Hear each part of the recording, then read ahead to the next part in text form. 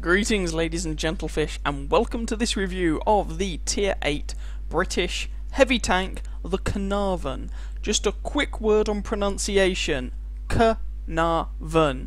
Not caravan, not Caernarvon. I've heard a bunch of different ways of pronouncing this. Don't blame me, I mean, this is a British tank, I know, I'm British, but it's named after a place in Wales, hence the weird spelling, and it's actually the English word for the place in Wales. It's not even the original Welsh word, because that has too many vowels. I mean, consonants. Anyway, Caernarvon. Cool, move on. Historically, this was part of the project just after, well, toward the end of and after the Second World War, to develop a universal tank, a main battle tank. The idea of this was that there would be a series of machines, whether they be artillery pieces, whether they be like a frontline battle tank or a recovery machine, whatever. They'd all use the same hull, they'd use common components, etc. And this was that common hull with like a Centurion Mark II turret put on it and a 20-pounder gun shoved out the front of the turret, and that's what you have with the Caernarvon. As it came about, the Centurion tank was proving very successful, and so the Caernarvon was not actually favoured. The only way in which the Caernarvon actually saw service was that 6 of the hulls that were made were used as the hull for the subsequent Conqueror tank, you know, that I'll talk about in another video when I actually have the Conqueror tank, have played it and have a review of it. But that's not for today. So this machine never actually saw service. It was kind of looked over in favour of the Centurion. So that's what you have in historically. What about in-game? Well, yeah, firstly, it's been given a HD model. Oh, fear the mighty pixels. If I had the full HD textures turned on, you'd be able to see the rifling inside of the barrel. But I don't, so you can't. 1600 hit points. It's a tier 8 heavy tank. That's a very respectable slab. The IS-3 has 1500, for example. Just to compare it with the top of the bunch when it comes to heavy tank hit point pools, the KV-5 is at 1780, the KV-4 is at 1650. So it's only 50 hit points behind the KV-4. 1600 is a very respectable slab of health indeed. Now, for those of you who've seen some of my other videos, you may be aware that as soon as a tank has a lot of health, I start becoming suspicious, because it often tends to indicate that it needs all that health, i.e. that the machine is rather lacking in other areas. Anyway, we'll get onto that a bit later. It's a 60-ton machine with an 810 horsepower engine, which is actually not completely terrible. I mean, the horsepower to ton ratio is alright. 34.3 km/h top speed, which is, it's okay, it's nothing particularly special.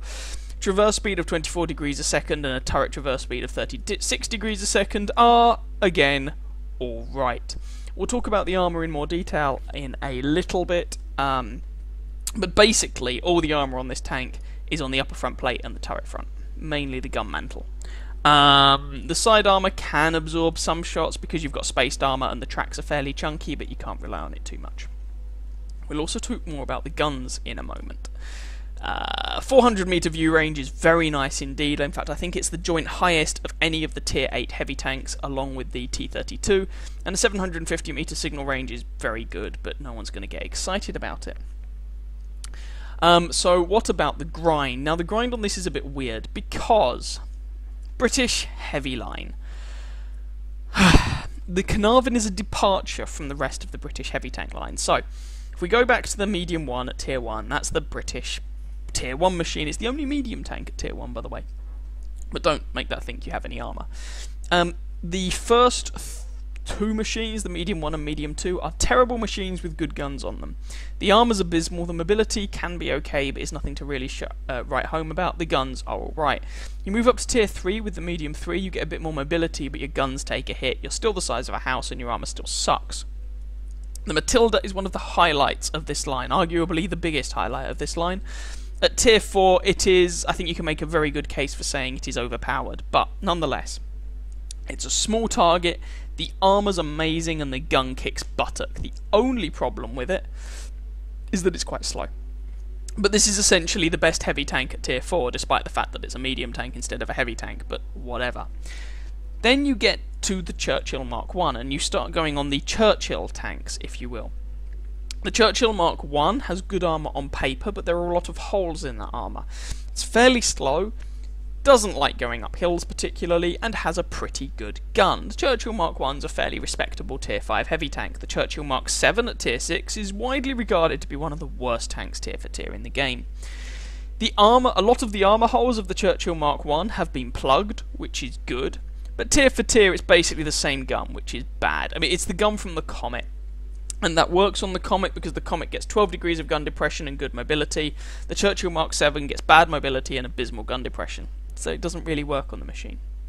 Then you move up to the Black Prince at tier 7, which is an improvement tier for tier over the Churchill Mark 7. It fills in a lot of more of the armour holes on the tank. Also comes with a very nice turret, actually gets some gun depression. Your gun goes from this 77mm gun to the 17-pounder gun, but because you're a tier higher, the gun is not actually particularly good. It's accurate, it's got a nice rate of fire, but it's weedy. The amount of damage it does is anemic. And all these tanks so far, certainly from the Matilda upwards, they've been what the British referred to as infantry support tanks. Slow, well armoured, designed to move with the infantry and give them some additional firepower and to soak up damage. So these things are all slow, ponderous and heavily armoured, generally speaking. Then you get to the Caernarvon, which is a complete change of pace. You lose a lot of that armour, you gain flexibility, you gain some mobility, and the gun is still a medium tank gun if we're going to be honest. So, the Caernarvon.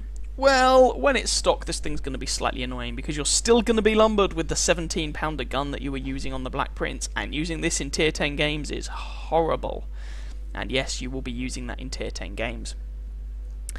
As far as the engines go, if you have not gone up any of the other British tech lines, it's going to be kind of painful. You're going to be stuck with the stock engine, which is 650 horsepower engine. Second engine is 750, and the top engine is 810. You do want all of these engines. The radios, I mean, who even cares?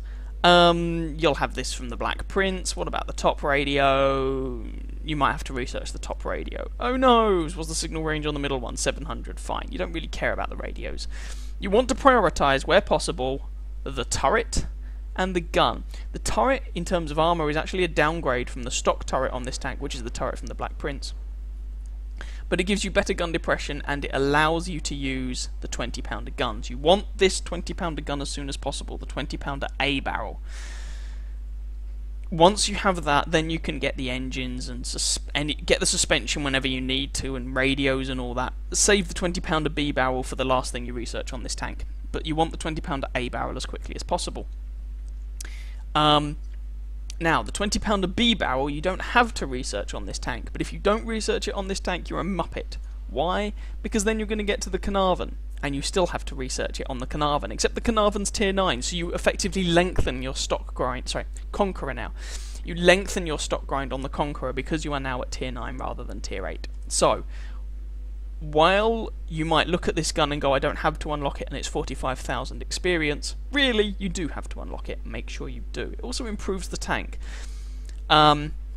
So the grind on the Caernarvon is not the best. It's not the worst grind in the game, but it's certainly not the best. Now, let's talk about these guns. There are 3 guns on this tank. I'm not going to talk about the 17-pounder because if you've played British tanks, certainly up to the Caernarvon, you know the 17-pounder by now, you know what you're getting. At tier 8 is garbage. Let's talk about the 20-pounders. This A barrel is the gun that I recommend you get as soon as you can, and this B barrel is the gun that I recommend you definitely get before you move on to the Conqueror, but don't prioritise it above other modules. And looking at the stats, you can probably see why. It's essentially the same gun. Going from the A barrel to the B barrel, you get a small buff to the rate of fire, a small buff to the accuracy, and a fairly nice buff to the aim time.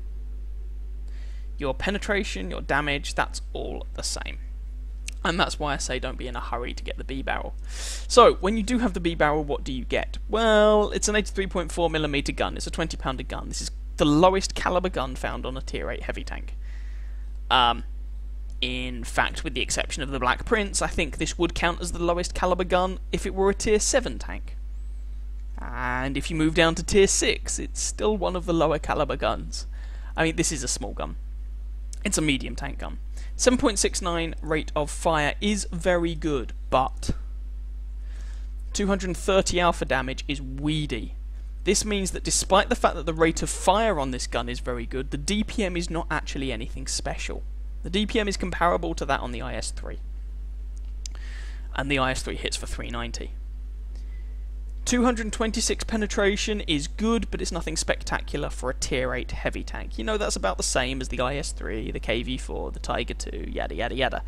It's not at the bottom of the pack, it's not at the top. It's alright.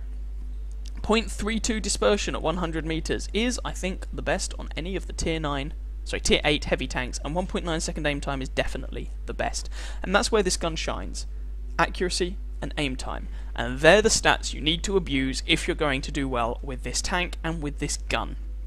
The armor is it's RNG based armor, i.e. it's not armor that you can sit there stationary and rely upon. In order to get bounces on it, because there are places that if people aim carefully they can hit and they can penetrate. In order to get bounces, you have to keep the tank moving, and you have to keep the tank hull down. And this is where the stats of the gun come into play, this good accuracy and excellent aim time, and good soft stats on this gun as well.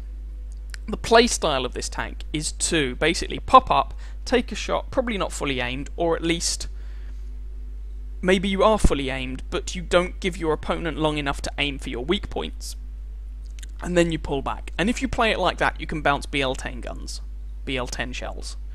You won't do it all the time, but you can definitely do it. Now this is not an easy playstyle, and it's not a playstyle that suits every map. It is not a playstyle that suits every person.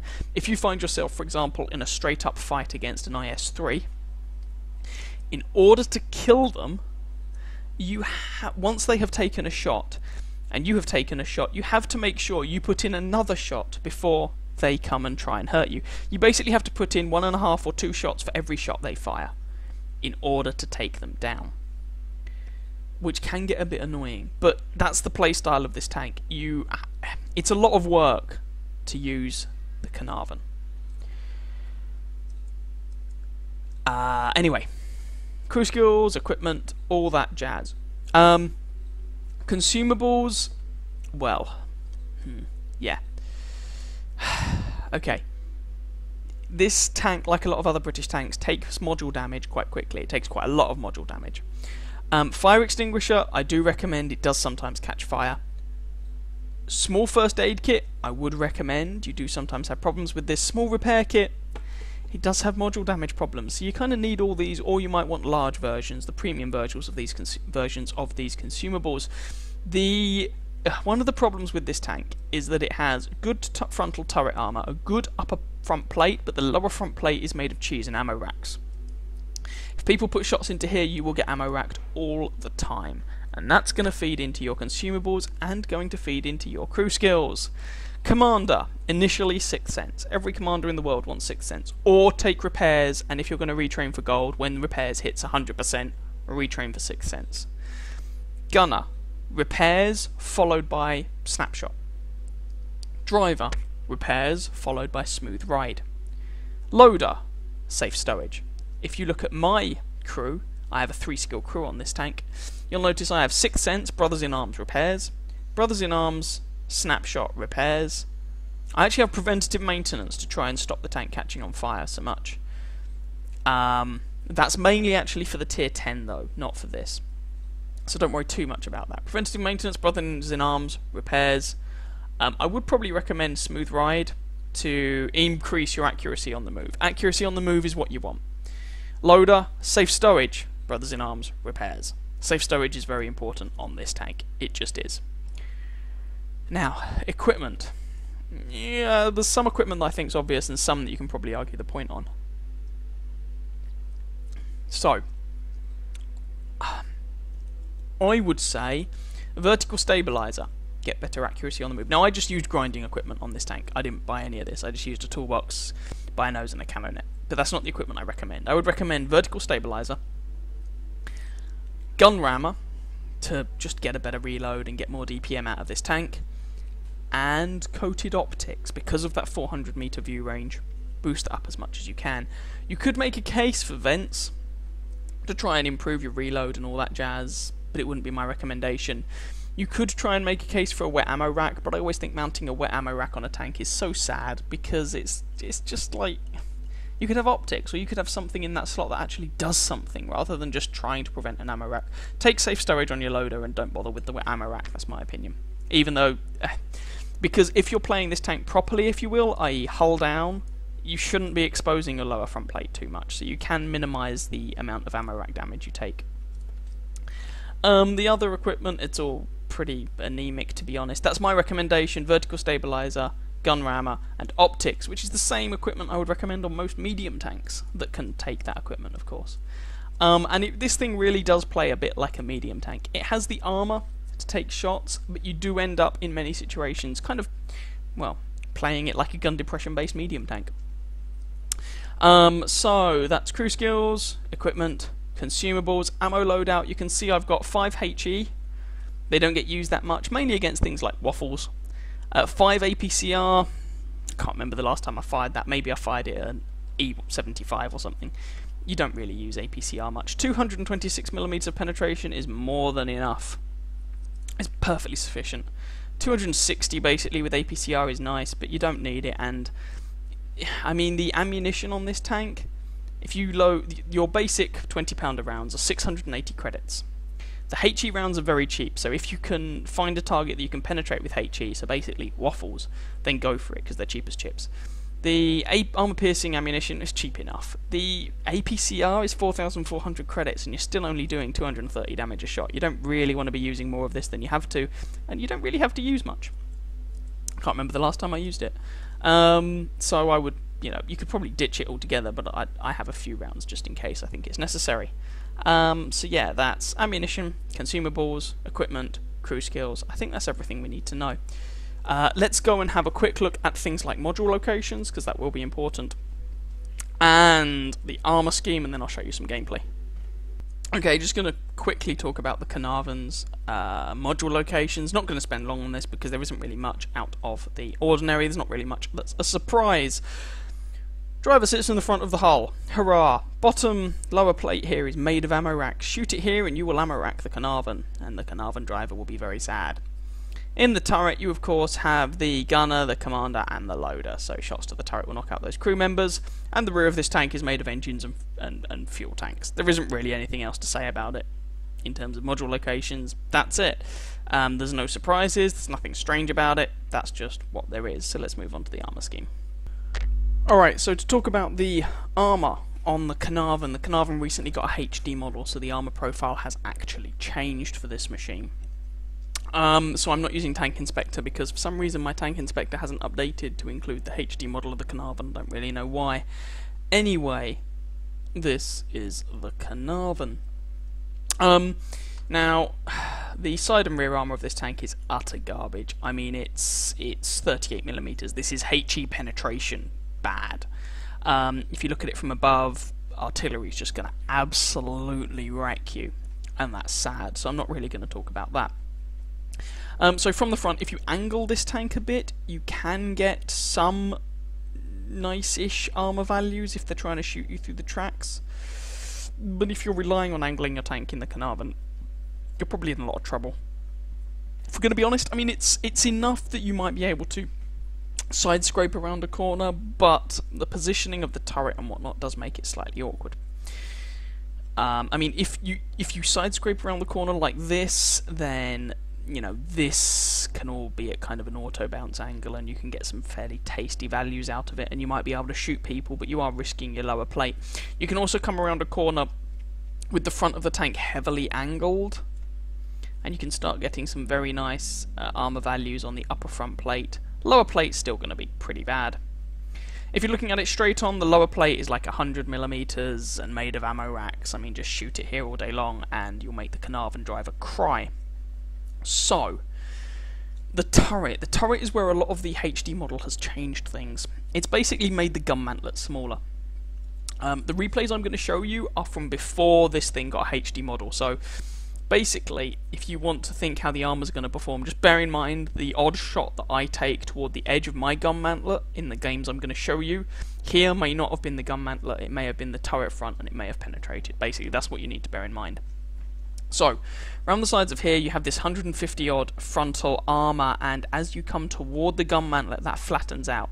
So there are sides around here, there are areas around to the side of the turret here that you can penetrate with relative ease. I mean, you could penetrate it with some tier 6 medium tanks.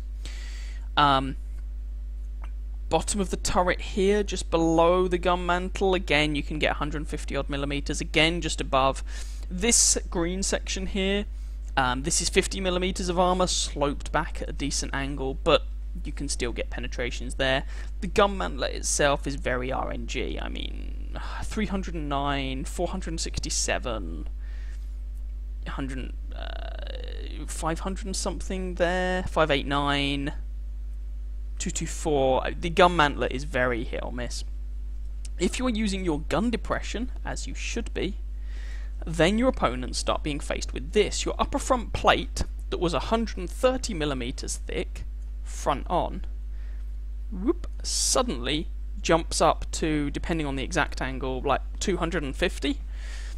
Your turret front, you basically your turret is still very similar. However, they can no longer shoot you in this commander's hatch.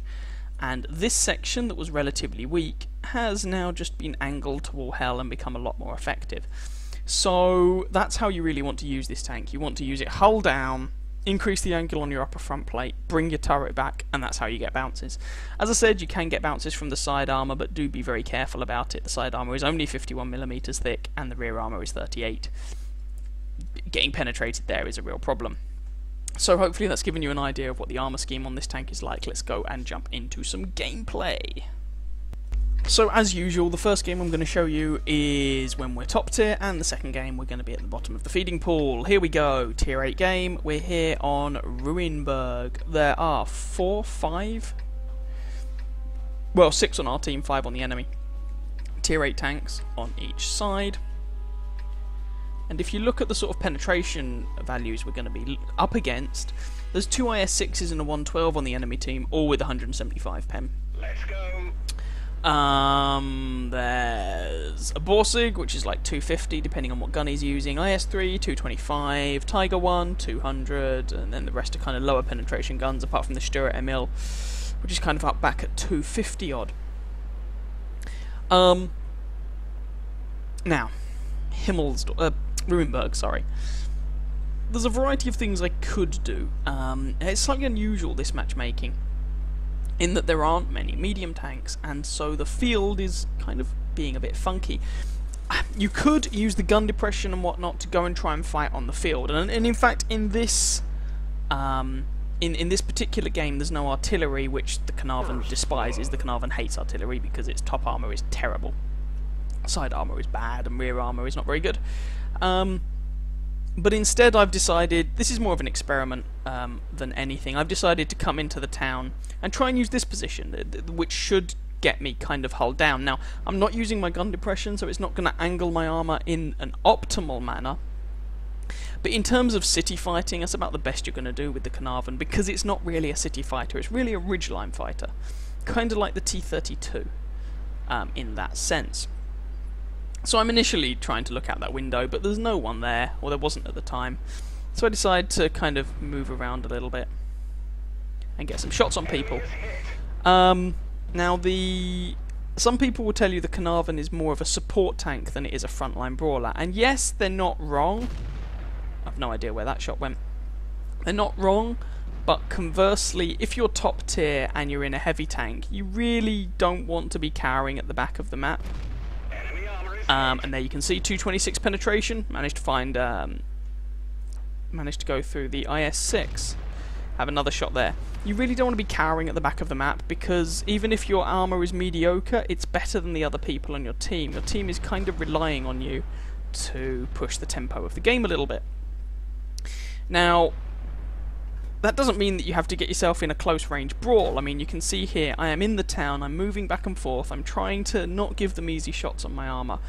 I'm tackling their top tier heavy tanks, but I'm doing it from a distance of 300 meters. Or maybe more. How far away are these guys? Not sure. 300 meters. Where I have the accuracy and penetration, therefore effectively advantage over them, and their big old derpy Soviet and Chinese guns are going to struggle to penetrate me. That's the idea anyway. So, I've had enough of that engagement. I'm not doing a huge amount of damage. Instead, I'm going to move up here and try and engage anyone who is along here. IS-3, this is before the IS-3 got his HD model revamp, put a shot in, pull back just to see fires. Didn't manage to track the guy by the look of it, or he repaired the track damage, alas. Nah, that one just bounced off. And there you can see I'm coming around the corner, but with the front of the tank very heavily angled, and I'm not staying exposed too much. The IS-3's, the accuracy on the gun, the soft stats may not be too bad, but the accuracy on the gun is pretty poor. And so he's going to struggle to aim for specific weak spots where I can, although I managed to just flub that shot. And so he's going to struggle to find an effective shot to penetrate me in this sort of engagement. He really needs to be aiming at my lower front plate here, which at this sort of angle has 170 odd effective armour on it. And instead, he's just hitting my upper front plate, aim at the turret roof, but I miss. I'm just using my superior rate of fire to kind of annoy this guy, really. He manages to penetrate one shot there, and I flub my shot. There you can see into the corner of the lower front plate. Now there's friendly IS-3 going around to deal with him, and that shot misses. This gun is not being particularly accurate this game, I must confess. Now here I could probably be moving up to help our IS-3 more directly. That was an unlucky shot. But never mind. Aiming into the side of that pike nose. I mean, the wonderful thing about a pike nose is that your armour comes pre-angled. The bad thing is that your armour comes pre-angled, so if you're not engaging them from an ideal angle, suddenly... no idea where that shot went. Suddenly you're not really able to do a lot about them, and whoa, burning 112, burning 112, dead 112. And there's my first kill.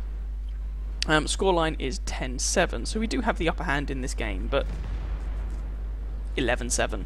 But the enemy do have some scary tanks remaining. So far we've done a respectable amount of damage, but mainly we've just been occupying the attention of top tier tanks and bouncing shots from them. So far we've bounced quite a few rounds. We've taken one from the IS-3, but most of the shots aimed at us we've managed to bounce. I'm going to go with this friendly IS-3 here to hopefully deal with the IS-6. I bounce a shot from someone and put a round into the IS-6 on the move. I'm not going to stop. That's probably the E-25 who is peppering me with shots from a distance.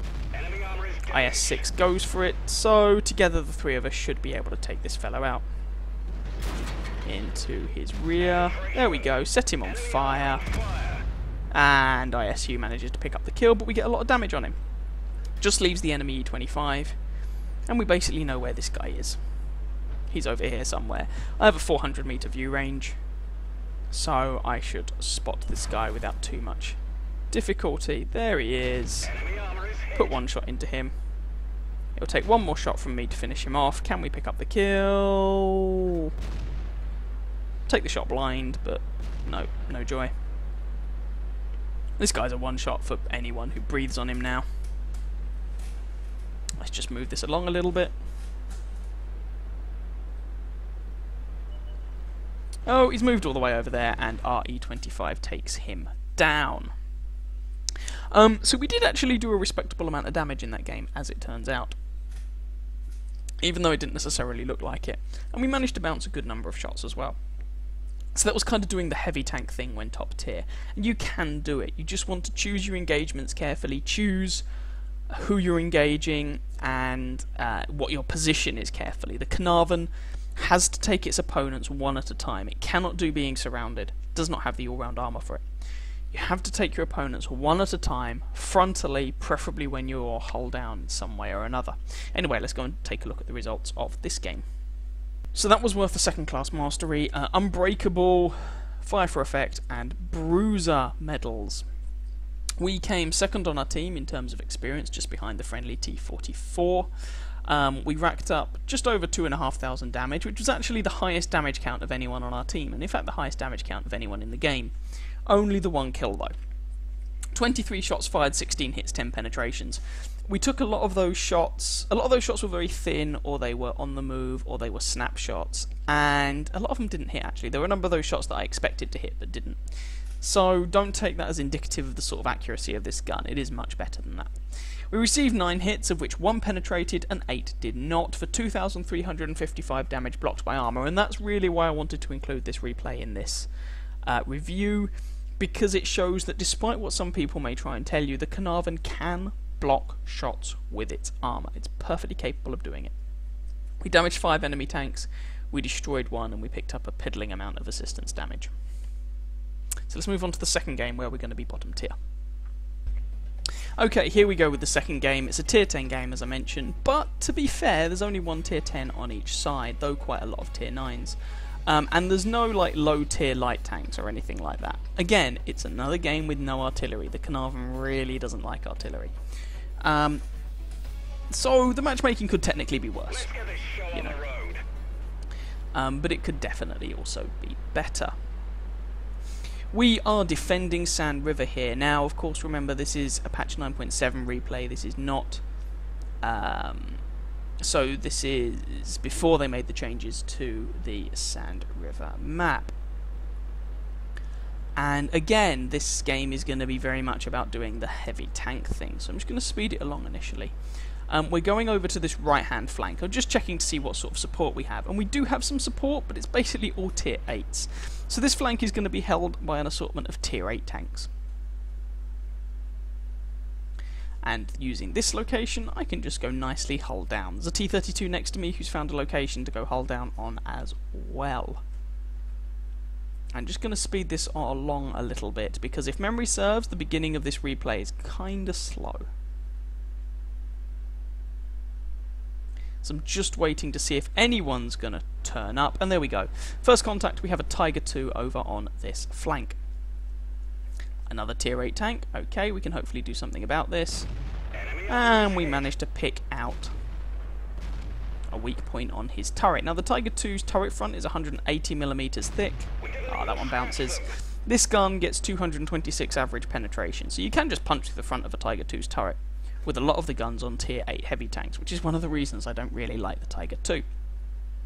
IS-3, we managed to put a shot on him as well, and you can see we're not just sitting there waiting for these guys to take a good aimed shot at us, we're pulling back after every shot, just to minimise the chances that they're going to put in a well-aimed shot, essentially. And you can see there, we were going for the turret front, but probably hit the gun mantlet instead, or something like that. And again, in this game, despite the really good accuracy of this gun, I am going to take a lot of very chancy, very speculative shots. So I'm going to miss, and I'm going to bounce an awful lot. Now, the team is 4 kills up. We're doing fairly well here as a team. That was a terribly aimed shot, I don't know what I was thinking. Allowing the IS-3 to get into cover without any further worries from us, which is a bit, you know, meh. So far, we're not really doing a lot of damage to this Tiger 2. And he's resorted to HE, heat. I can't remember what premium ammo the Tiger 2 gets. Nah, no shot on the IS-3 there.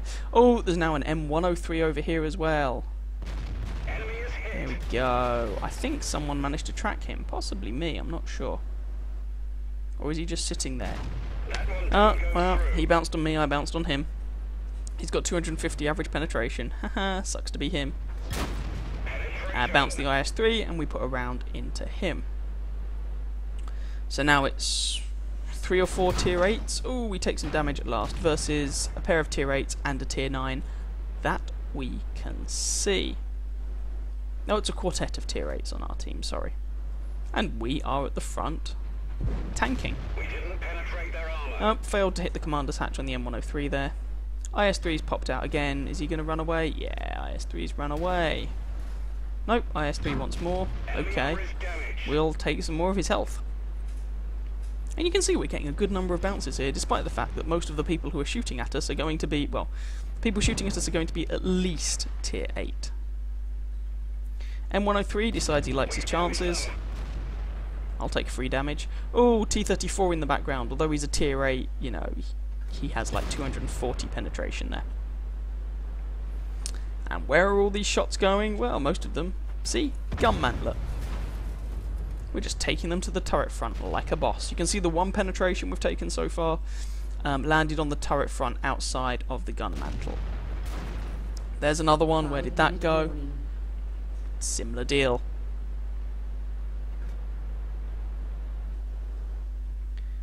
And this is an assault game. These guys have to get a wiggle on. You know, they've burned through half of their allotted time now. And the other flank has actually won. They've pushed through and they're kicking the hell out of the enemy team. But in a moment, you're going to notice that one of the people who's been shooting us, potentially, is their tier 10. This M103 is having a bad day, and in fact he's dead. Side of the turret of the T-34, yes please, because there's the T-110E4. I mean, they've had their tier 10 on this flank as well, and he's just not really done the business. Still tanking shots, we've still got just under 900 health to play with, so I can still afford to take some shots. There we go. Take a round there, probably from the T-34. I can still afford to take one more round as long as it's not from the T-110 though. So I see no reason to stop playing heavy tank. And you can see again, I took the damage there when I had stopped to aim and let them aim at somewhere weak on my tank, basically. IS-3 took a shot, I took a shot. Can I get a shot on the IS-3 to put him out of his misery? Not really, but if he's going to give me an easy time of it, then we'll execute him. And that's actually our first kill. But we've been chipping away at these guys and putting in some damage, holding them up, and for a tier 8 in a tier 10 game, for tier 8 heavy tank in a tier 10 game, we've been doing fairly well, and we've been tanking. We're not just sitting at the back playing damage support, we are at the front line taking shots to the face. Is this T-110E4 going to poke out a little bit? I think I take that shot. Because, you know, you never know, maybe it'll work. And there I actually get spotted. I hadn't been spotted at that point until then. Don't really want to get shot by that T-110. Oh, the other enemy T-34 is camping up on the Hill of Failure and Doom at B9. And these guys are just screwed. They're going to die. There's the T-110E4.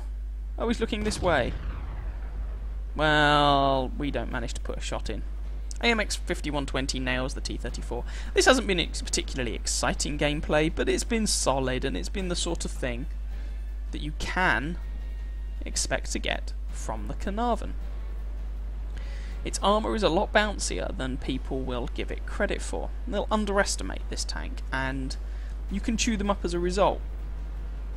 Sometimes. Can we pick up the kill on the Tiger? It would be nice. No, Leopard nails him. And I don't think we're going to get to the other T-34. He's miles away. Nah, someone else nails him. So, there we go. That was the game. Tanking, being on the front line, in a tier 10 game, and bouncing most of the shots that hit us. Let's actually see how well we did. So, that was First Class Mastery, Unbreakable, Fire for Effect, Bruiser, and Steel Wall for a tier 8 heavy tank in a tier 10 game. We came second on our team in terms of experience earned. The Leopard had a good amount of damage. 2,179 damage, so not as much as last game, but a much more hostile environment. 1 kill, 1,082 base experience. 30 shots fired, 17 hits, 10 penetrations. Again, we were taking a lot of those shots as very chancy ones, so don't read from that the accuracy is bad on this gun. It's not. It's just we were taking very speculative shots. 12 hits received, of which 3 penetrated, 9 didn't, for almost 3,000 damage blocked with our armour. Spotted 3 enemy tanks, damaged 4, killed 1, and got 1,100 assistance damage into the bargain. The Caernarvon. Yeah, that's the sort of thing you can expect. Now, I haven't shown you any gameplay where you get ammo racked. Trust me, that happens a frustrating amount of the time if you give them your lower plate to shoot at. So try and hide your lower plate whenever you can. Anyway, let's jump back to the garage and round things off. So what do I think of this machine overall? It's not the best tank in the world. It has a lot of problems. And it's when you play some of the other Tier 8 heavy tanks that you really notice how this thing is lacking. The armour is not reliable, but that's not the main problem. The main problem is that it's a lot of work to do well in this tank, because you don't have spectacular DPM, but you still have this low alpha damage gun, and you have to abuse the aim time and the accuracy in order to make it work. And so, like I said, it's a lot of work to get much damage out of this gun. And you put in all that effort, and you get to the end of a game, and you think to yourself, right, how well did I do? And then you look at how much damage you did, how much experience you get, and it's often rather underwhelming. And you play other Tier 8 heavy tanks, and it's just so much easier to rack up the damage and be successful in them, compared to this machine. Part of me doesn't want to say that this is a bad tank, because it's not painful to play, per se, but it is seriously badly flawed. And what I don't understand is that it's a lot of hard work to get much out of it, as I said, and yet it still has such glaring weaknesses, like a terrible ammo rack. I mean, would it have been that bad for Wargaming to give the ammo rack a shed load of more HP? They could keep it historical, keep the ammo rack at the front, but just give it a load more health, make it less of a problem. Would that have been so bad? I don't know. Give it a bit more speed. 34.3 kilometers an hour is not that much. Yeah. Am I keeping this? No, I'm not keeping this. Because for me, if you compare this to the Centurion, I love the Centurion.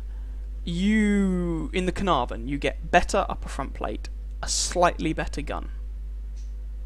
The downside, you lose a lot of the mobility of the Centurion. I just don't think it's worth it. I'd rather play the Centurion. So I'm keeping the Centurion. Spoiler alert for when I do a Centurion review, but I'm not keeping this. It just doesn't do anything for me. It just doesn't hit the right buttons. I think this tank could do with a few buffs, to be honest. In fact, I would go as far to say that this is one of the worst Tier 8 tanks in the game. It's a departure in playstyle from the rest of the British tank line, which in and of itself is not a bad thing, and not a problem. The problem is that it's not that good. You don't generally fear Caernarvons. Yeah. It's just... It's not a disaster of a machine. It's not really frustrating to play. It's not horrendous to play, but it's just not that good. Which is a bit of a disappointment, because so far the British heavy line has been rather lackluster, and I was hoping the Caernarvon would be better. But it's not. So I'm hoping the Conqueror at Tier 9 will be better. The Conqueror's turret recently got a buff, so that's good. But yeah, so this tank is not particularly fantastic. So far, I honestly can't really recommend the British heavy tank line. I mean, I guess the one thing with it, a lot of the modules carry over to the British medium tank line as well, which is nice. And you can, with the accuracy and aim time, you can be successful, and you can actually kick the crap out of T-32s in some situations, even when they're hull down, which is kind of amusing. But it's just not enough to make this tank special and to make me want to play it. Anyway, I hope you guys enjoyed that review and or found it informative. If you did, please feel free to catch some of my other videos, perhaps subscribe to my channel, and I wish you very happy hunting on that battlefield. Ciao, ciao.